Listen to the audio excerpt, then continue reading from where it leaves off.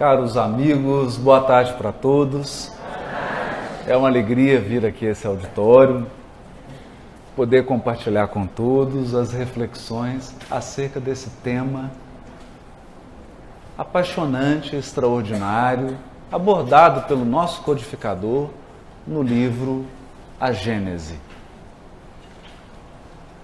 Nós, meditando sobre a história da evolução humana, percebemos claramente que no decorrer da Idade Média presenciamos um excesso. O excesso da crença.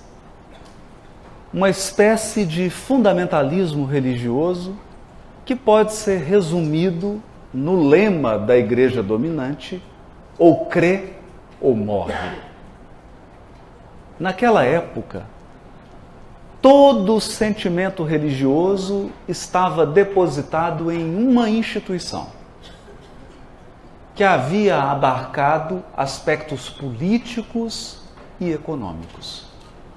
De modo que toda a sociedade girava em torno dessa instituição e acreditava ser essa instituição mesmo a representante de Deus na Terra. Era uma época em que as pessoas eram desestimuladas a pensar. Ter autonomia, ter independência intelectual, examinar, acessar até mesmo um fato simples, o texto das Escrituras, era tido como uma heresia. É preciso não nos esquecermos que em uma de suas encarnações, Kardec, na figura de Jan Hus, foi queimado vivo, porque defendia o acesso do povo ao texto sagrado. Era um período, então, que se, de um lado, crescia e vigorava a crença, a piedade, o sentimento religioso, por outro lado, crescia, no mesmo nível, o fanatismo, a cegueira, a falta de exame. Para contrapor a esse excesso, surge um outro movimento da evolução humana, que é o iluminismo. E com o iluminismo, a promessa de que a razão humana seria agora, sim, a salvadora da humanidade. O homem, medida de todas as coisas. O raciocínio humano como a última e a mais eficaz ferramenta, a mais autônoma e, por incrível que pareça, autossuficiente.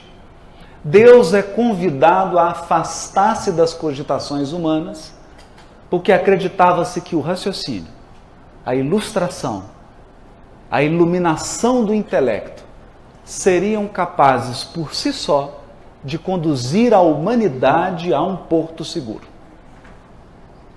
É nesse período, sobretudo no século XIX, que nós vamos assistir a um movimento intelectual muito importante, que será responsável pela consolidação do materialismo no mundo.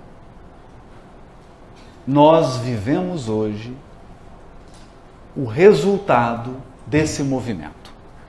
A instituição não mais de indivíduos materialistas, mas de uma sociedade materialista. Uma sociedade que exclui o elemento religioso, que retira Deus das cogitações. Ou se o mantém apenas na esfera privada, portas adentro da individualidade, mas que evita cogitar, meditar e extrair consequências da existência de Deus para aqueles processos mais práticos da vida em comunidade. É assim que hoje nós temos uma economia que não tem espaço para Deus e espiritualidade. Temos uma sociologia onde Deus foi banido de todas as cogitações. Enfim, uma ciência puramente descritiva que se contenta em descrever fenômenos e que há muito tempo abriu mão de perquirir sobre as causas. Ainda que essas causas não sejam as finais, as metafísicas. Uma ciência descritiva, uma ciência pragmática, que anseia apenas dominar os processos naturais para gerar recursos financeiros. Isso tudo surge com essa proposta que não deixa de ser uma consequência do exagero da fé, do fundamentalismo religioso. Então podemos dizer que até agora, em matéria de religiosidade e inteligência, de sentimento e razão, a humanidade ainda não experimentou o equilíbrio, a harmonia. Inteligência e sentimento não foram colocados nos dois pratos da balança em equilíbrio. No entanto, é exatamente no centro desse movimento racionalista, por assim dizer, que vamos encontrar o trabalho do Consolador prometido, e em especial, a tarefa missionária de Allan Kardec. Quando o codificador, em 1868, lança o livro A Gênese, as narrativas do Evangelho estavam colocadas em xeque. O pensamento racional do século XIX rejeitava tudo que considerava sobrenatural, porque entendia por natureza apenas aquilo que fere os sentidos. Como alguns fenômenos descritos no Evangelho desafiavam o conhecimento da época, sobretudo a ideia de elemento material, já que a matéria era vista como tudo aquilo que ocupa espaço, é ponderável, comprimível, impenetrável. Vários trechos do Evangelho foram colocados sob suspeita. E nós assistimos a um movimento que está descrito numa obra magistral de Albert Schweitzer, o Jesus Histórico. Albert Schweitzer passa em revista todos os historiadores do cristianismo e demonstra que de fato nenhum deles procurava a figura de Jesus, mas já naquela época, início do século XX, ele denuncia que a pesquisa sobre Jesus havia se transformado num espelho, onde cada pesquisador projetava a sua própria imagem. Se colocássemos em xeque aquelas descrições presentes no Evangelho que narravam fatos extraordinários, a tentativa, o esforço da intelectualidade passou a ser diminuir a estatura intelectual e moral do próprio Cristo. Era preciso demonstrar a qualquer preço que Jesus era um homem comum. Em algumas versões, em algumas propostas, um homem cheio de vícios, cheio de imperfeições, um homem inferior até mesmo ao homem médio civilizado. Era preciso rebaixá-lo para desmoralizar séculos de imposição religiosa. Afinal, isso tudo tem uma explicação. Galileu Galilei foi obrigado obrigado a negar um fato que ele havia observado. De modo que esse racionalismo pueril, infantil, epistemologicamente infantil, é fruto de uma fé cega, de uma fé também infantil. E se a humanidade fosse deixada às próprias custas, nós ainda estaríamos naufragando, ora no fogo do fanatismo, ora na água do racionalismo pueril. É nesse momento definitivo da história humana que chega a revelação espírita, ou espiritual, o Consolador prometido, que propõe não o abandono da razão, pelo contrário, mas o emprego da razão para o exame do elemento espiritual. Encontraremos então o codificador fazendo um esforço tremendo no primeiro capítulo deste livro, a Gênese, o caráter da revelação espírita. Podemos constatar o seu esforço em afirmar algumas coisas básicas. Primeira, o Espiritismo não é fruto da imaginação de Allan Kardec. O Espiritismo não foi concebido num escritório. O Espiritismo surge de uma multidão de fenômenos que ocorrem em muitos países e que foram observados. Então há um aspecto experimental, fático, objetivo. E é claro, uma inteligência incomum do codificador que foi capaz de centralizar a avaliação desses fenômenos, que acabou se tornando uma referência no mundo inteiro, como alguém que cotejava os fatos, que meditava sobre eles, que indagava, que dialogava com o elemento espiritual, que são os espíritos, a fim de encontrar um quadro didático, explicativo, filosófico, que pudesse dar conta dos fenômenos. O codificador irá afirmar que às ciências cabem o exame do elemento material. A geologia, dirá ele, estuda os estratos e reconstitui a história da formação do globo. A paleontologia também estuda os estratos biológicos e dá conta de explicar, de certo modo, a evolução das espécies. E assim tantas outras. A química, a física, a biologia, a astronomia.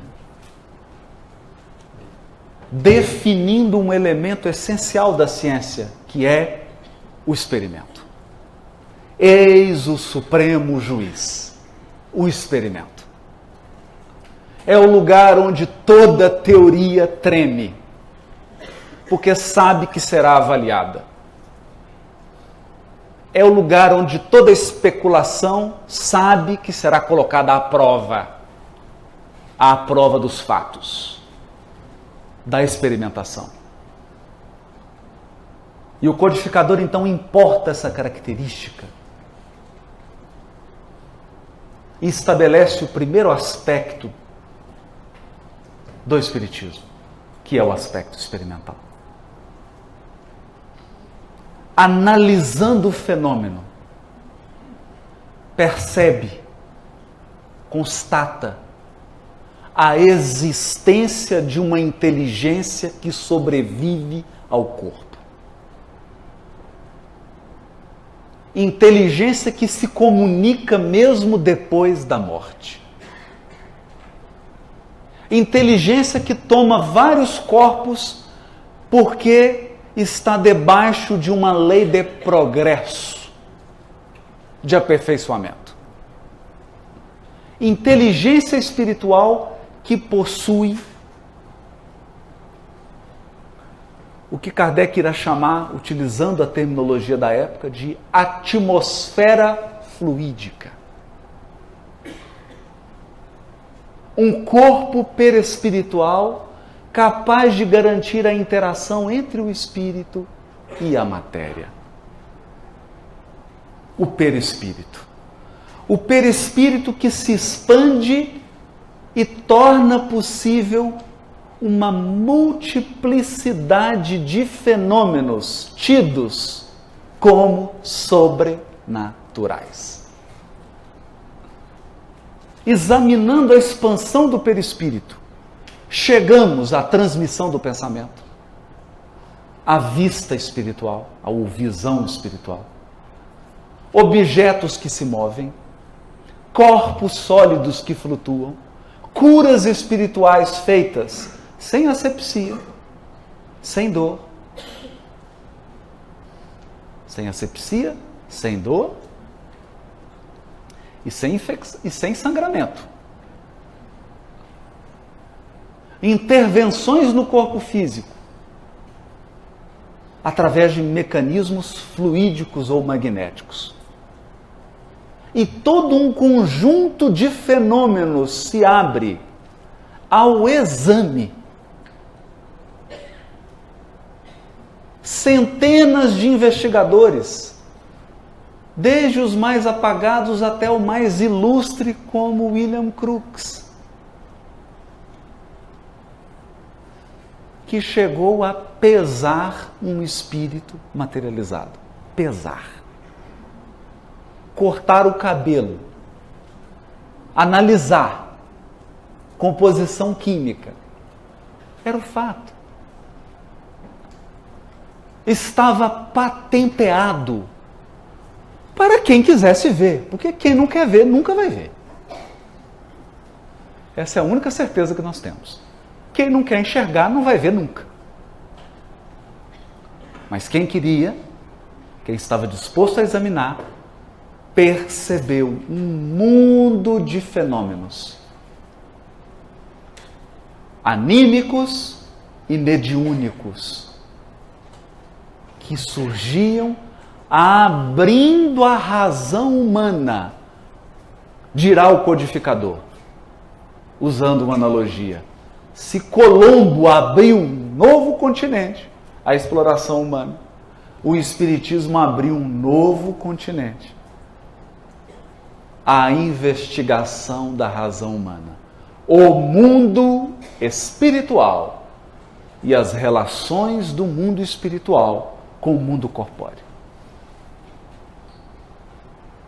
A partir desses fatos, desses experimentos, o codificador lança o olhar sobre aquelas narrativas do Evangelho que estavam sendo rejeitadas pela racionalidade da época. E que conclusão ele chega?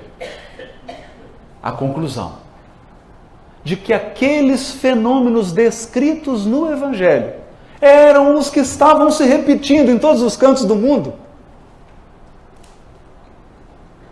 Porque podiam ser explicados pela existência do elemento espiritual e, sobretudo, pela existência do corpo perispiritual.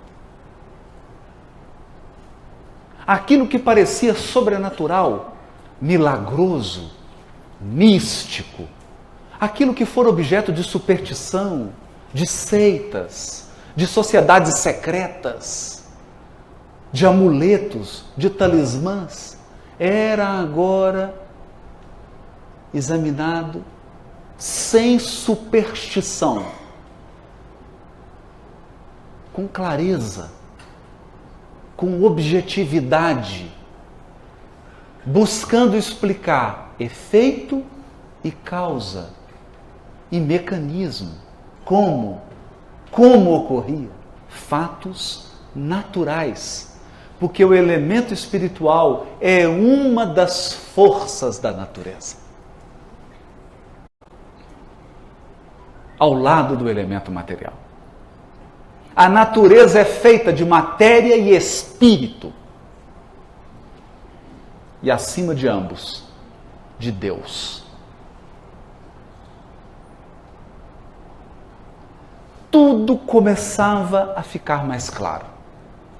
Mas aqui, mais uma vez, constata-se o motivo pelo qual Kardec foi o vaso escolhido do Espírito de Verdade para esse trabalho.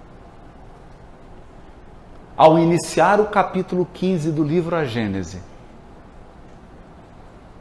a primeira reflexão de Kardec é uma reflexão fruto da experiência com os espíritos. Quem já teve a oportunidade de dialogar, de interagir com os espíritos, sabem, por experiência. E Kardec examinou isso. Há espírito de tudo quanto é jeito. Tem gente que busca espírito para consultar e o espírito que vem é mais ignorante do que ele. E como os espíritos são os homens, os próprios seres humanos, sem corpo, há uma tendência humana que é notável. Quanto mais ignorante alguém, mais longas são as nossas respostas. Os espíritos ignorantes respondem a tudo. E a resposta é sempre a mais longa. Mas isso é um fato constatado por cada um de nós. Lembra quando você fez aquela prova e saiu da prova assim? Meu Deus, que prova difícil. Aí virou para o colega e falou assim, nossa, prova difícil. Ele, nossa, fácil demais. Fiz na metade do tempo. Você fala, meu Deus, mas eu sou muito burro, né? Ou então, esse meu amigo é um gênio. Aí vem o resultado da prova. Ele zerou. Porque uma das características essenciais da ignorância é que ela não sabe o tamanho da ignorância dela. Só é capaz de dimensionar a ignorância a sabedoria. A sabedoria, ela tem exata noção daquilo que ela ignora.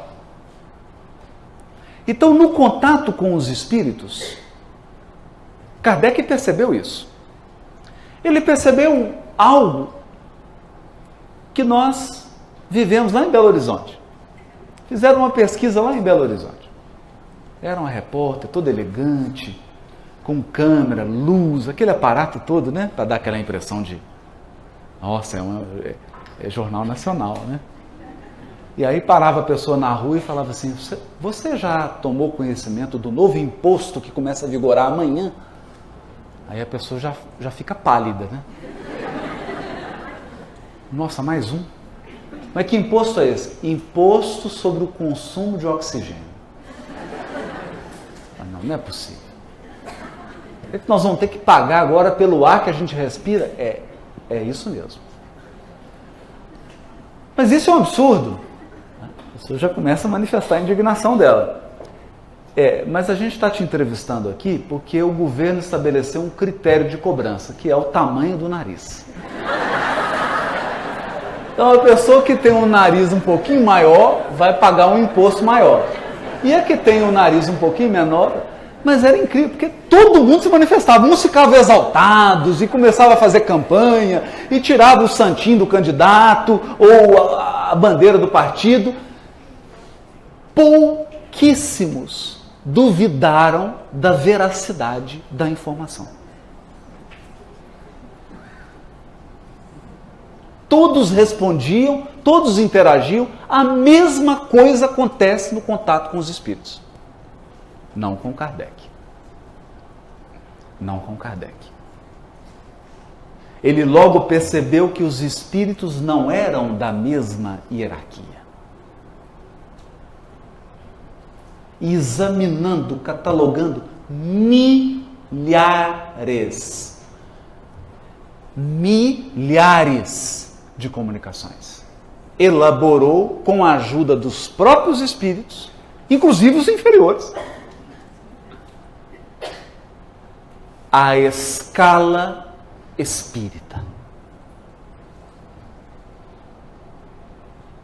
que pode ser resumida para ficar simples. Espíritos imperfeitos, que é um modo elegante, né? Espírito imperfeito.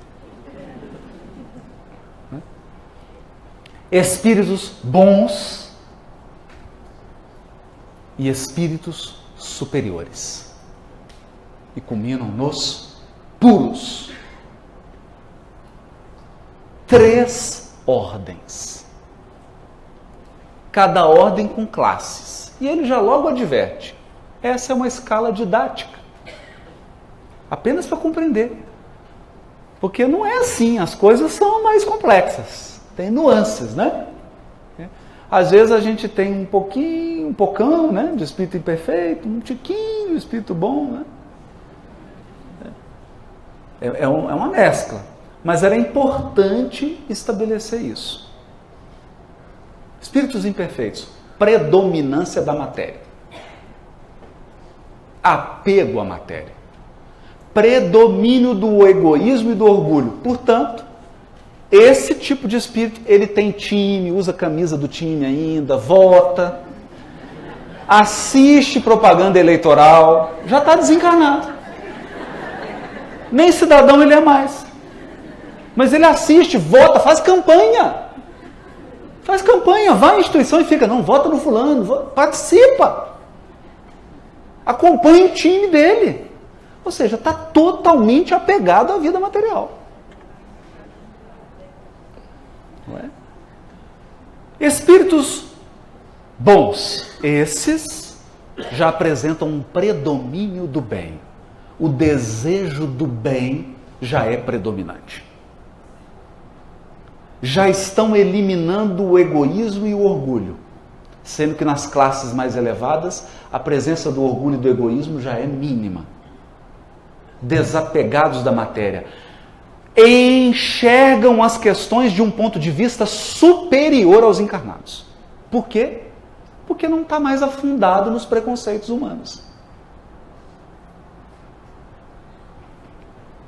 Não participa mais dos interesses humanos. E os espíritos superiores e combinam com os puros. Espírito puro não possui vícios. Não possui imperfeições morais. Já dominou o interesse pessoal. O interesse predominante deles é o do bem comum. Total desapego da matéria. E o que Kardec percebe? Que Jesus pertencia a essa classe. Então, apenas com este item inicial, meus amigos, inicial, nós eliminamos décadas de equívoco que são cometidos até hoje. Até hoje. Toda vez que um encarnado vai examinar Jesus, o que ele quer saber? Ai, ficou atraído por Madalena. Teve um filho com ela. Ficou nervoso, deu um chute lá no templo, que derrubou tudo, bateu, deu tapa no rosto, chutou o animal, ficou bravo, surtou. Então sai, ou então era revolucionário, de esquerda. Era mão armada, queria fazer uma revolução. O discípulo dele já cortou uma orelha, ele cortou outra. Então o que começa a acontecer? As pessoas caem num erro que é banal. Elas colocam Jesus numa posição inferior à de alguns dos seus seguidores.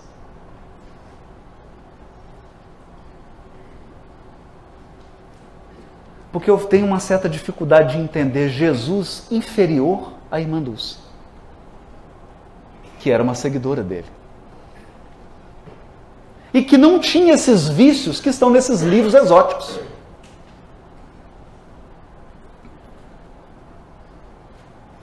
Eu olho para um Gandhi que conduz um processo de libertação de uma nação, de um império, sem levantar uma arma, sem fazer nenhuma violência, e fico com dificuldade de entender um Jesus passível de ser advertido por Gandhi. Sendo que Gandhi o admirava. A ponto de Gandhi dizer, se todos os livros da terra se perdessem, sobrasse apenas o Sermão do Monte, nada se teria perdido. E ele não era cristão.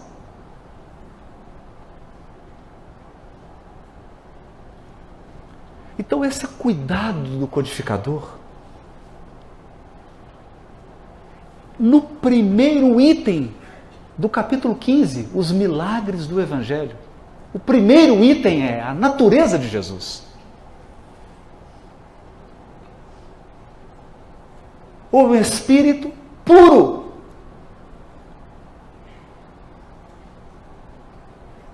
Então não dá para querer projetar nele a nossa sombra.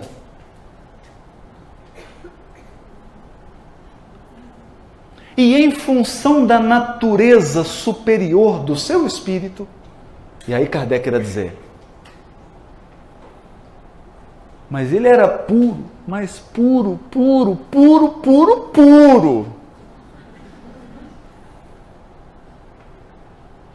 Tão puro, dirá o codificador, que é difícil imaginar um espírito inspirando ele, Jesus. Por esta razão, dirá Kardec, um espírito nos disse que ele era um médium de Deus.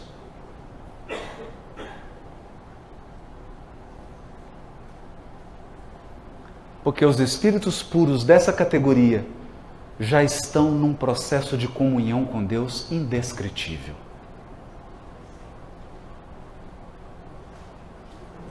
Eles são agentes executores da vontade divina, dirá São Luís na Revista Espírita, 1868, fevereiro. Agentes executores da vontade divina. Então não é um ser humano comum. Eu teria até cuidado de chamá-lo humano. Então dirá Kardec, se nós estamos presenciando médiuns aqui que são pessoas comuns, espíritos imperfeitos, produzindo fenômenos pela simples expansão do perispírito, fenômenos extraordinários, o que fazia Jesus com o seu perispírito? É a conclusão do codificador. E ele vai conduzindo a sua narrativa. Jesus vivia mais no mundo espiritual do que no mundo material. A visão espiritual nele era uma constante. De vez em quando ele enxergava a matéria, né? Deixa eu enxergar o que está acontecendo aqui. É o contrário.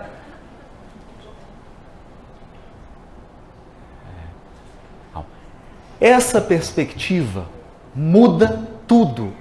De fato, Kardec já havia trabalhado esse ponto no segundo capítulo do Evangelho segundo o Espiritismo. Meu reino não é deste mundo.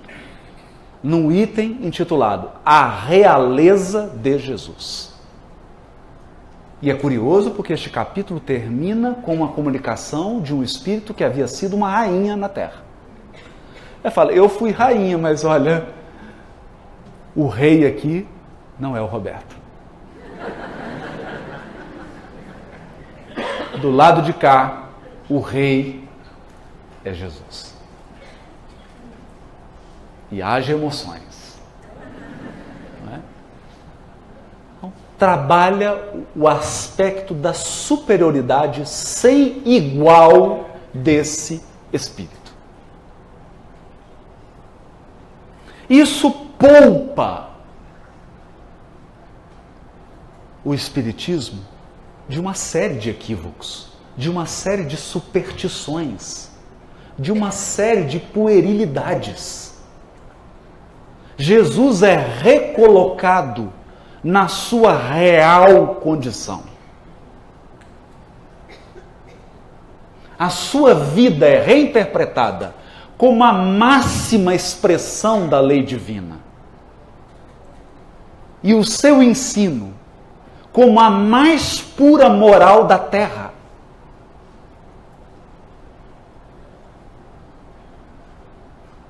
A partir dessa perspectiva, que não é banal.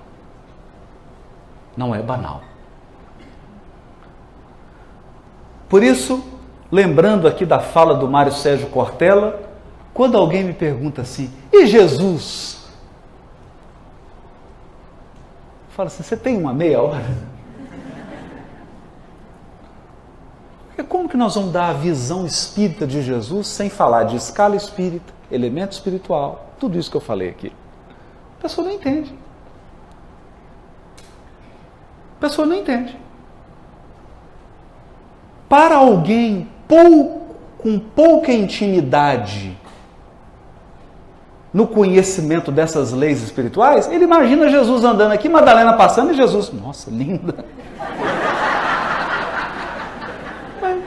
Vai fazer o quê?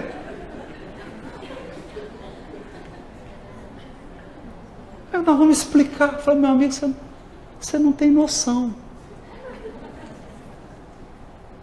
Você não tem noção. Eu me recordo uma experiência muito interessante vivida com o Marcel Souto Maior, quando antes dele escrever a biografia, aquele livro sobre o Chico, né? Ele estava ainda no processo de investigação da obra, e aí ele foi a Pedro Leopoldo encontrar-se com o Arnaldo Rocha, o Arnaldo me convidou, e nós fomos na casa de algumas pessoas que foram aqueles que trabalharam com o Chico no Grupo Meimei. Aqueles que sentavam na mesa mediúnica com Chico Xavier. Trabalhavam. E aí estavam lá tomando café e aquelas histórias sensacionais. E aí o Marcel narrou a experiência dele. Ele foi ao Uberaba, precisava da autorização do Chico para escrever a biografia. E aí ele fez um subterfúgio lá para entrar na casa, né? Talvez não tivesse entrado, né? E aí, enquanto o filho adotivo do Chico, Eurípides, foi conversar com o Chico, ele percebeu que as mãos dele começaram a ficar vermelhas e a queimar.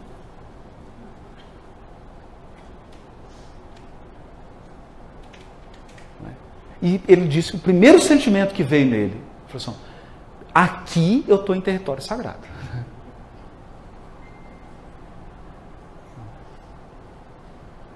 Foi o sentimento que apossou dele. Falou assim, aqui não adianta mentir. Porque ele estava no raio de ação do perispírito do Chico. Ele havia pedido para falar com o Chico. E diz que o filho adotivo do Chico vem, ele não havia mencionado o assunto, não havia falado nada. O filho chega e falou, olha, o Chico pediu para te dizer que está autorizada a biografia e que a obra será um sucesso.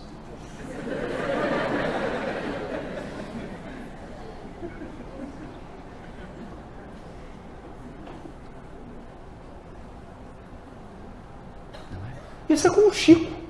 Agora imagina você na presença do Cristo. Pensa alguma coisa, você vê. Pensa.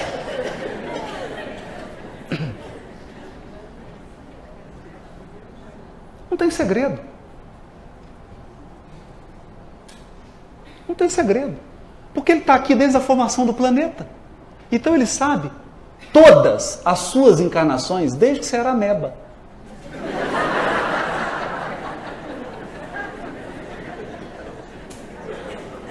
Olha para você, não tem. Mas aqui então, eu passo a descrever o maior milagre do Evangelho. O maior de todos. Os apóstolos conheceram Jesus. Imaginem, Cafarnaum, 50, 70 casinhas. Cafarnaum é menor do que o centro de convenções. Esse centro de convenções é maior do que Cafarnaum. E Jesus estava ali diariamente. Aí chegava uma pessoa paralítica. Jesus colocava a mão e saía andando. Chegava um cego. Colocava a mão. O cego enxergava. Chegava uma pessoa, faltava uma orelha, um pedaço do nariz. Ele impunha as mãos e o corpo se reconstituía.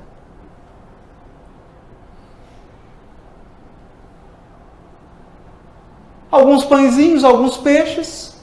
E ele metia a mão naquele cesto, saía peixe, comia gente. Eu falei, gente, mas não está saindo tanto pão, tanto peixe. Andava sobre as águas. Que sensação que você teria tendo um amigo assim? Hã? A pessoa chega e fala, estou com uma dor de cabeça. Ah, está com dor de cabeça? Não, tem um amigo.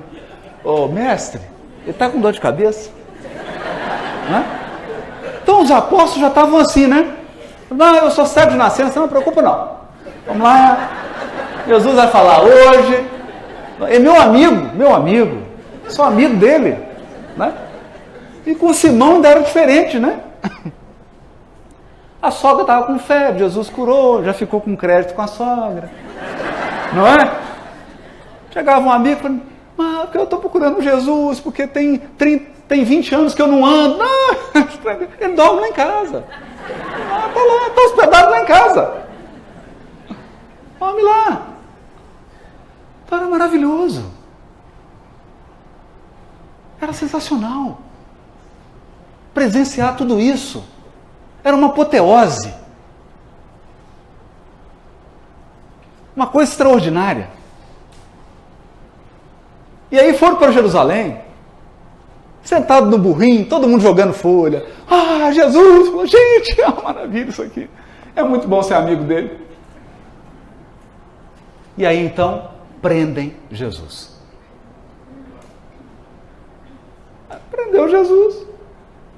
O Simão já pegou logo a espada e falou, pá, agora sabe o que? Eu vou só começar porque é o super-homem, não preciso nem brigar muito, né? Ele anda sobre as águas, multiplica pão, cura leproso. Essa guerra está ganha. Corta a orelhinha do soldado. Jesus pega a orelha no chão, dá uma... tirar a terra, né? Coloca no lugar, reconstitui a orelha, fala, Simão, embainha a tua espada, porque aquele que com ferro fere, com ferro será ferido. Aí Simão falou, tudo bem, então não vai ter espada, é só superpoder. Não vai ter espada, é só superpoder. Mas aí Jesus é preso, começa a ser espancado, e ele não faz nada.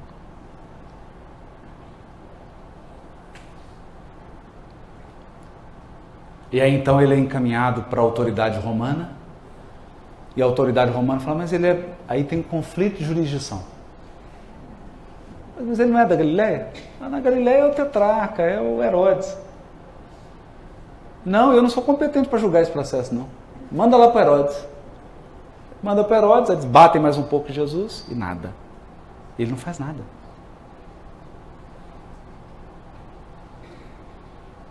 Chega no palácio de Herodes, olha para ele e fala, esse que é o rei dos judeus? Não, eu tenho que arrumar uma roupa de rei para ele. Você não é o rei? Coloca uma coroa de espinhos na cabeça dele, uma capa, não azul do super-homem, mas escarlate, e uma cana para servir de cetro. E escárnio. Ironia no mais alto grau.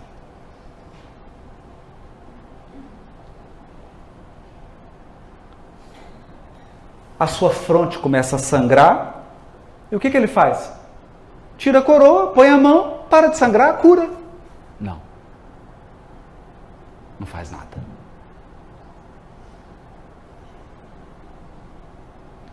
Então deu um aperto no coração de todos os apóstolos.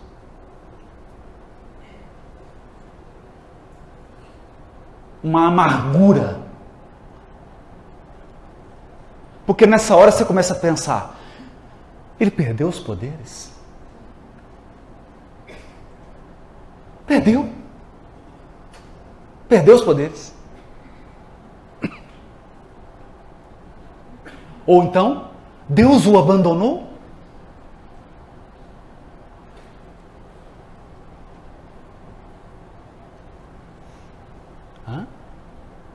Só que agora passa a vir um sentimento. Que foi o que se apossou de Simão? Nossa, mas eu sou amigo dele. Não, não sou. Não, sou. Não, não sou.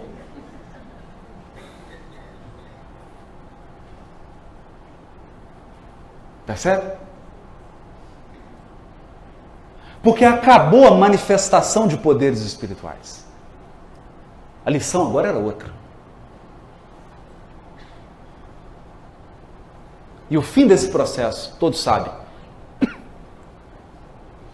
Um Jesus totalmente espancado, seminu, sangrando, com os órgãos internos arrebentados, pregado numa cruz, recebendo insulto e zombaria. Qual seria a sua reação?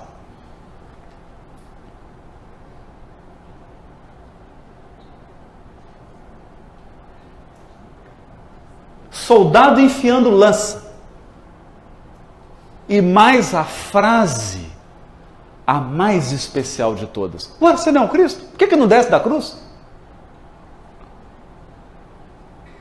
Você andava sobre o lago? Seus discípulos estão falando que você andava sobre o lago? Então por que não desce da cruz?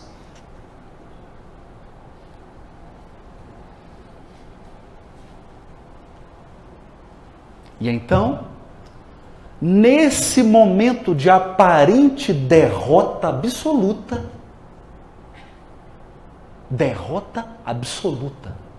aparente, Jesus profere a última lição do Evangelho. A última. A lição derradeira do perdão. Pai, perdoa-lhes. E desencarna.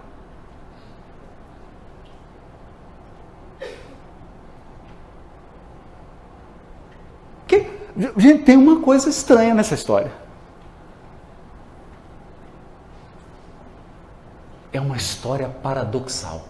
Sabe por quê? Porque o milagre estava por vir.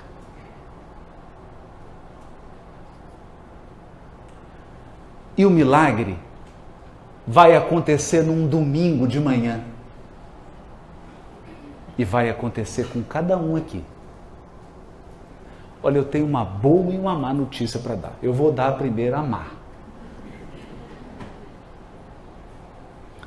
Todos aqui do Lago Azul vão morrer.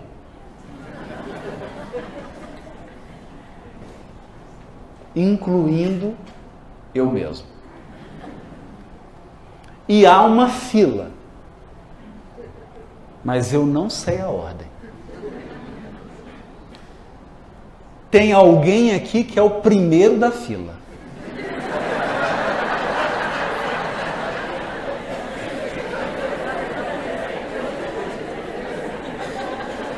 E tem um felizado que é o último.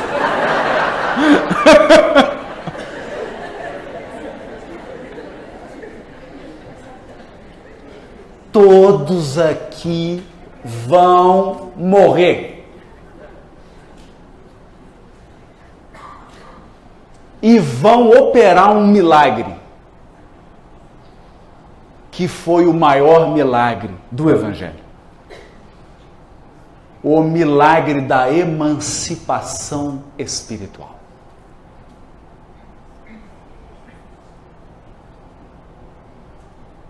Porque eu estou usando a palavra milagre aqui no sentido de fato maravilhoso. Quem aqui não foi a um desses rios maravilhosos e viu a Piracema e falou, meu Deus, isso é um milagre? Não é? Não é?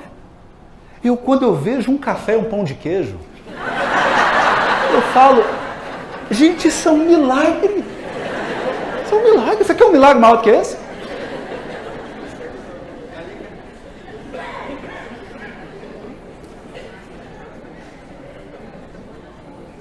Porque o dinheiro não compra felicidade, mas compra café e pão de queijo, que é quase igual. Não é? É um milagre. Então, o milagre da emancipação espiritual, seu corpo vai ficar gelado e imóvel. E tudo vai parecer que é o fim. E então, seu espírito vai começar a se levantar daquele corpo deitado na horizontal. E seu espírito vai ficar de pé. Aliás, a palavra ressurreição é tradução de um vocábulo grego que significa erguer, ficar de pé. Então pode chamar do jeito que você quiser, emancipação, ressurreição, para mim, o nome que você der, está valendo. Desde que você explique para a gente. Esse é o milagre do Evangelho, sabe por quê, gente? Porque o Espírito puro, extraordinário do Cristo, se levanta daquele corpo de carne, se põe de pé, se põe de pé, e ele se materializa com a força do seu perispírito extraordinário e diz aos discípulos, olhem,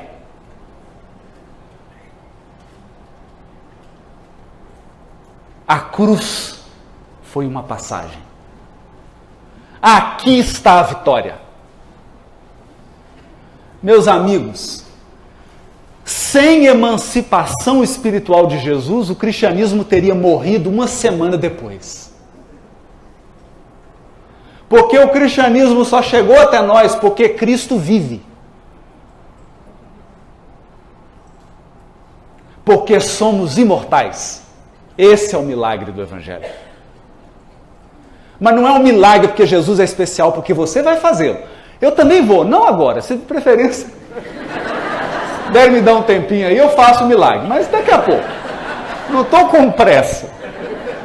Mas você vai fazer. Você vai se levantar, seu corpo vai ficar, mas você vai ficar de pé.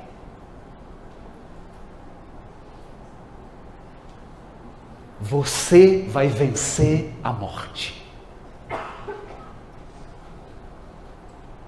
Essa é a força do Evangelho. Porque o Evangelho não é uma mensagem para corpos. Sabe por que não é para corpos? Deixa eu dizer para vocês uma coisa.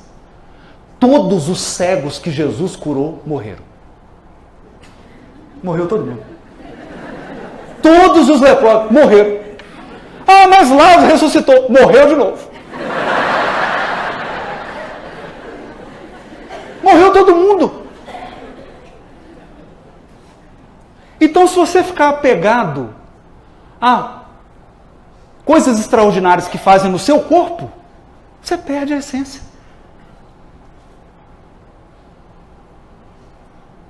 Perde a essência. Eu posso ir lá fazer uma cirurgia espiritual, vou morrer mesmo assim. Então aquilo é um tempo que você consegue. É um cuidado paliativo. Você vai morrer. Você começou a morrer o dia que você nasceu. Porque se tem uma certeza do encarnado é que ele vai desencarnar. Não é? Então o verdadeiro milagre foi Jesus dizer: escuta, vocês não estão entendendo. Pilatos vai morrer. Herodes vai morrer. Todos vão morrer.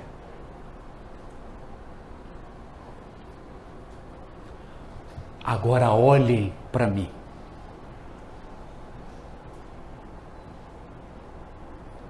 Eu estou aqui para além da morte para guiá-los.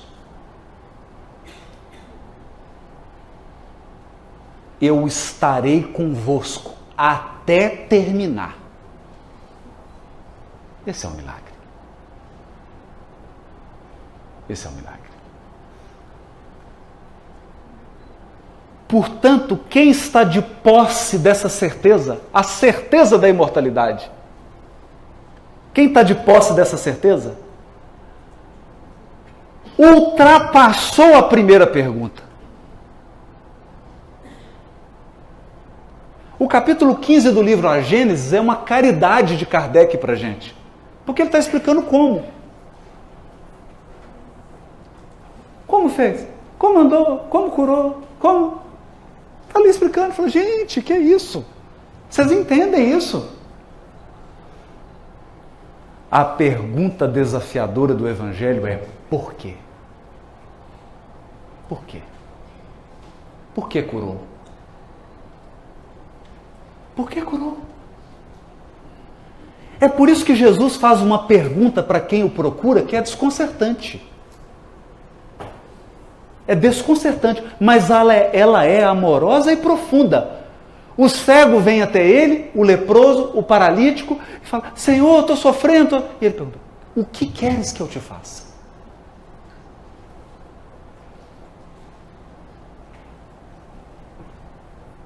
É como se Jesus dissesse assim: amigo, você vai morrer, eu também. Eu na cruz, você de outro jeito. O que você quer de mim? O que você quer? E essa é a pergunta do propósito. Então eu vou caminhar para o encerramento perguntando: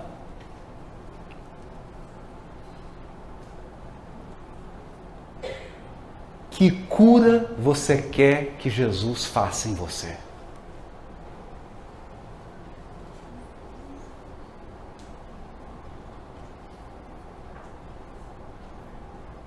Que cura?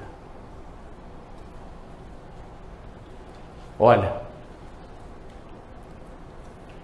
é uma oportunidade única. Você tem um pedido. E a maioria vai pedir uma intervenção temporária em algo que vai morrer.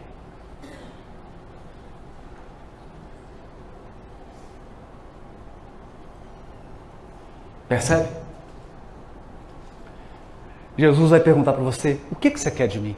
Senhor, dinheiro. Agora, tira meu cheque do especial. Tira minha cota. Fala: tiro, filho, tiro. Só que você vai desencarnar. Você vai gastar o seu pedido com isso?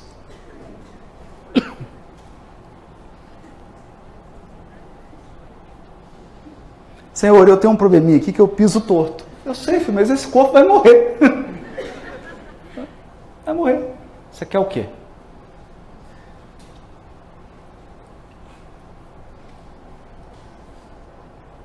Aí tem um cego. Tem um cego. Que ele perguntou assim: o que você quer? Ele falou: Senhor, eu quero ver.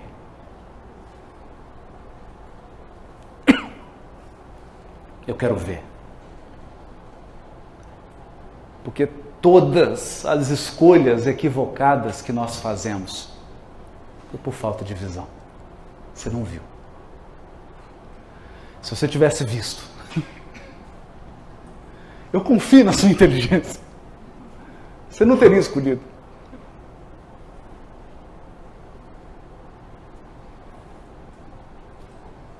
Hoje nós estamos aqui numa existência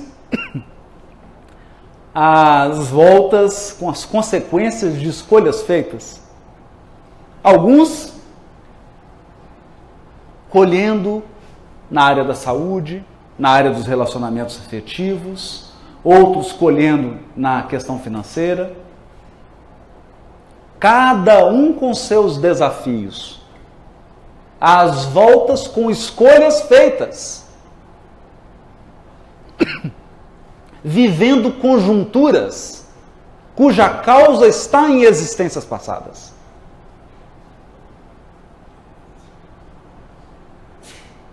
E aí soa a pergunta libertadora do Cristo.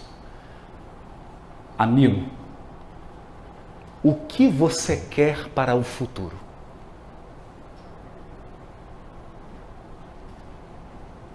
Eu sei o que você está vivendo hoje, eu sei. O que você quer para o futuro?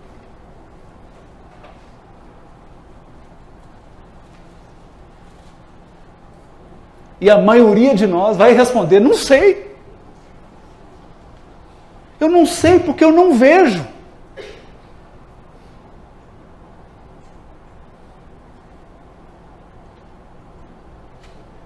Portanto, nós que entendemos que cada segundo da passagem de Jesus pelo orbe é lição imperecível para o espírito imortal, cada segundo, cada gesto, cada palavra, cada conduta dele, tudo que ele fez tem um sentido. Nós que sabemos isso, estamos agora preocupados em perguntar, não como ele fez, mas por quê? Por quê, Senhor?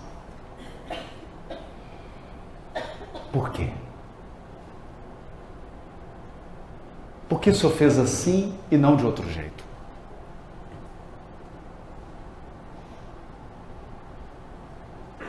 E é aqui que eu termino os milagres do Evangelho. Porque acredite, há um paralítico dentro de nós. Há um leproso dentro de nós. Há um ou vários cegos dentro de nós. E nós vamos ter que escolher mantê-los ou curá-los. Se você tomou a decisão de curar o teu espírito imortal, então, meu amigo, bem-vindo ao Consolador prometido, ao Evangelho redivivo.